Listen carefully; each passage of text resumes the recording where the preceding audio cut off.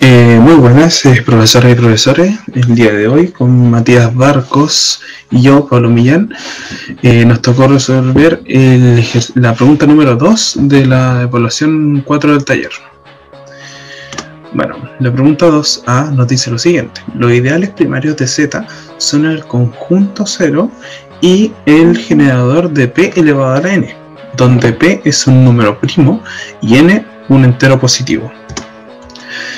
Ahora, sean A y B pertenecientes a Z, de tal forma que la multiplicación de estos dos van a pertenecer al conjunto Z, al conjunto del 0, y A no va a pertenecer a 0.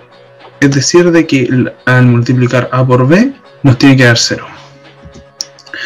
Como Z es un dominio de integridad y A, entonces acá tenemos que A no pertenece al conjunto del 0, entonces A no va a ser distinto de 0, por lo que vamos a tener de que B va a ser igual a 0, y particularmente B elevado a la 1 va a pertenecer al conjunto del 0, es decir, de que el conjunto del 0 es un ideal principal de Z.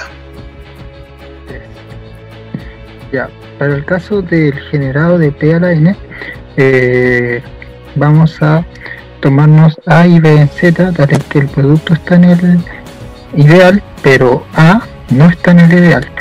Es decir, que vamos a tener lo siguiente: A por B va a ser igual a un cierto elemento en Z, X, por P a la n. Lo que significa que P divide a AB, y como B es primo, P divide a A o P divide a B. Ahora, si P divide a B, entonces B se puede escribir como un cierto K entero, ¿cierto? Por P, eso por definición de divisibilidad. Por lo cual, vamos a tener que B elevado a n es igual a K elevado a n por P elevado a n. Y eso claramente es un elemento del ideal. Es decir, la demostración está completa.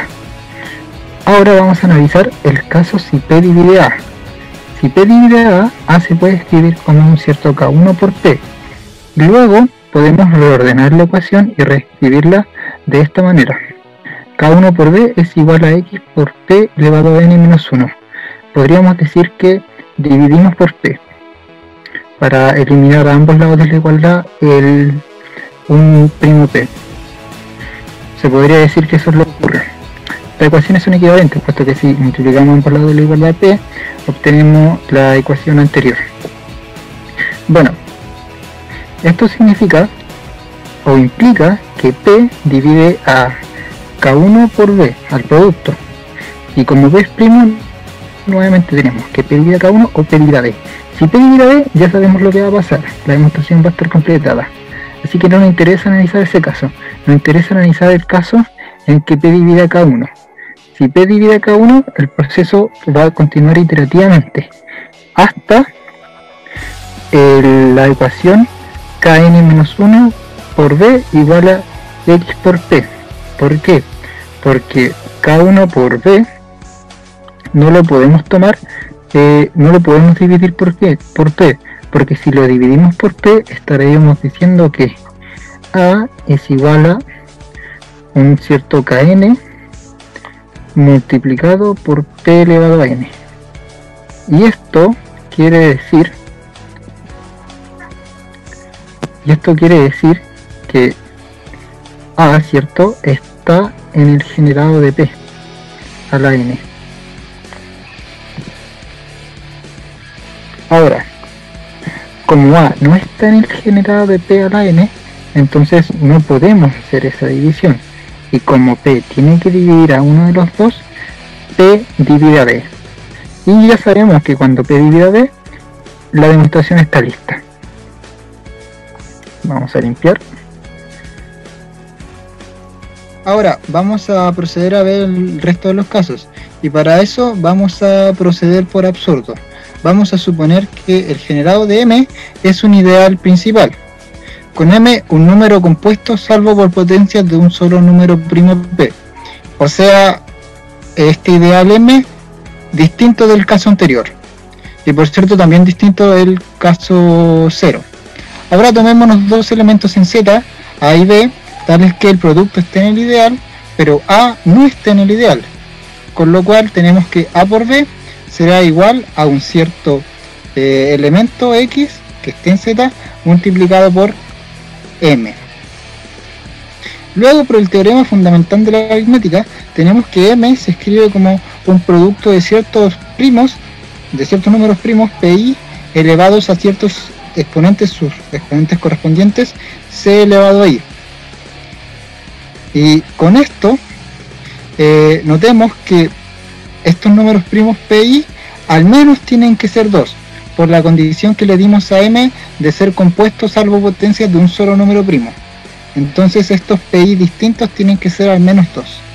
Ahora, nos vamos a tomar A como M, pero sin el número primo, sin el primer número primo elevado a su respectivo exponente. Notemos que A es menor que M, puesto que le falta un múltiplo,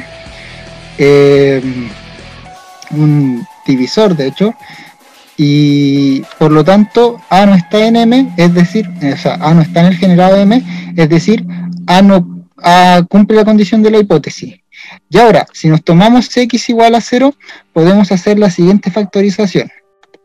Con esta factorización, y recordando que como A no está en el ideal, tenemos que, dado que Z es un dominio de integridad, A al no estar en el ideal es distinto de 0. Entonces, B menos P1 elevado a C1 tiene que ser igual a 0. En particular, B tiene que ser igual a P1 elevado a C1. Finalmente, sea cual sea el natural que nos tomemos, notemos que solamente vamos a tener un producto de el primer primo elevado a ese cierto exponente. O sea, no van a aparecer el resto de los números primos. Por lo tanto, este elemento no pertenece a Z. Por lo tanto, M no es un ideal principal, lo cual es una contradicción, puesto que supusimos que M sí era un ideal principal.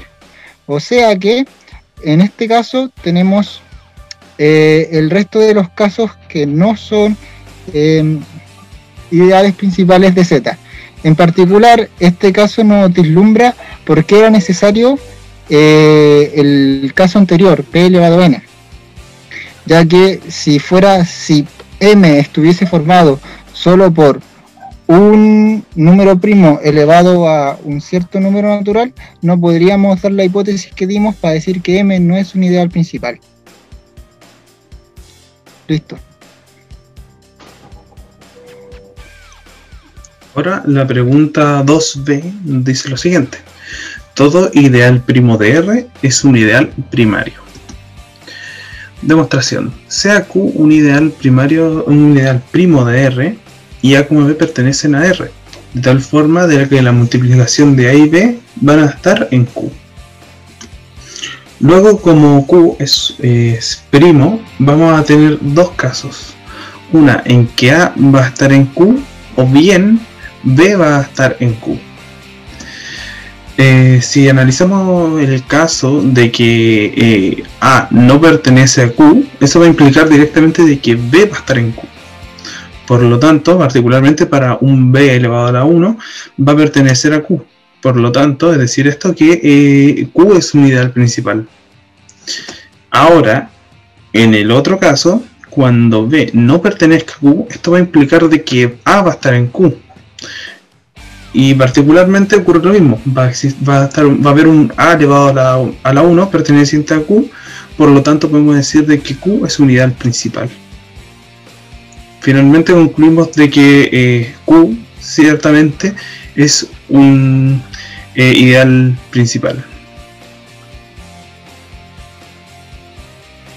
Ahora vamos a ver el ejercicio C, que dice: si Q es un ideal primario de R, entonces el radical de Q es un ideal primo.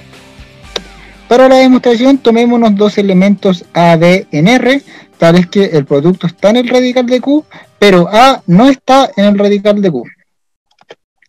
Ahora, como R es conmutativo por hipótesis, AB elevado a N es lo mismo que A elevado a N por B elevado a N. Y estos están en Q por la condición del RAT de Q para algún n en Z. Ahora, como A no está en el RAT de Q, A elevado a n no está en Q. Y por hipótesis tenemos que Q es primario. Por lo tanto, como dijimos en el paso anterior, dado que A elevado a n no está en Q, B elevado a n elevado a algún m entero va a estar en Q. Ahora tenemos que, como A no está en el RAT de Q, B está en el RAT de Q.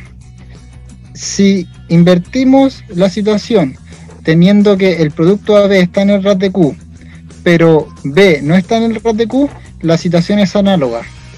Llegamos a la misma conclusión cambiando de lugar A y B. Es decir, el RAT de Q es un ideal primo.